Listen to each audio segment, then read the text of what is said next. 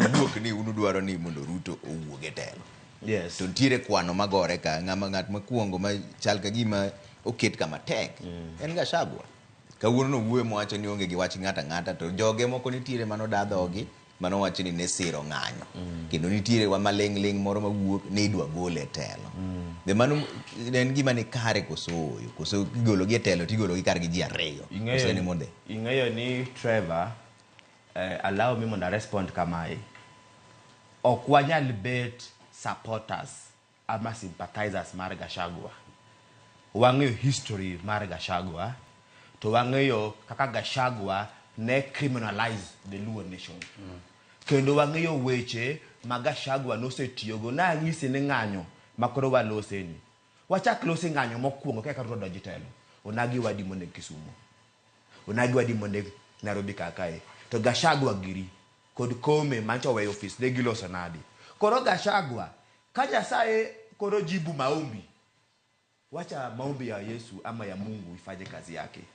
Emomiyo Gachagua ok wanyal dokne ka koro juok manoiro koro hinye ama tere kaburini. Mano ting' msalape kod sympathizers mameke.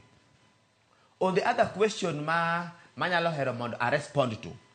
Na ng'isi ni kendo osiepne no wacho niya. Ni dhano kod the struggle chal bas mowok ugenjwa Kolali Center kakalo Aboke Ukwala chopo Ugunja kahao Nairobi.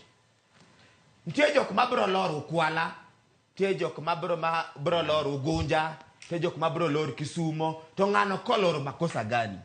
Ba ntie jok ma nikod siso machopo Nairobi. To bende wawacho ni diere kakae. Nitie gimiluongo ni low hanging fruits, benefits mabiro in the struggle. Sani osiepa ni Omosh en kod geno ni dipo the political arrangement between Raila Odinga kod Ruto nyalo kelo ber ni Luo Nyanza.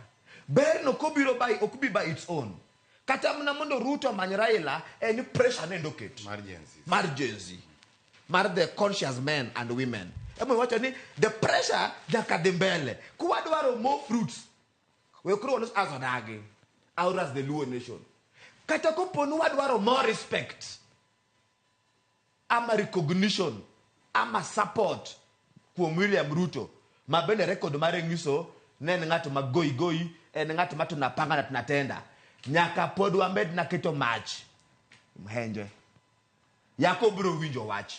Koro seche ma osiepewa ma engage politically ama kipati. Wacho ni Ruto koluongowa. Bomewa 2-3 things. Okwa ping. But Omosh Ben is aware. Nina get pressure from this side. Yaka berni no koko chande. It is like idwa kalopage. You have to sit for longer hours.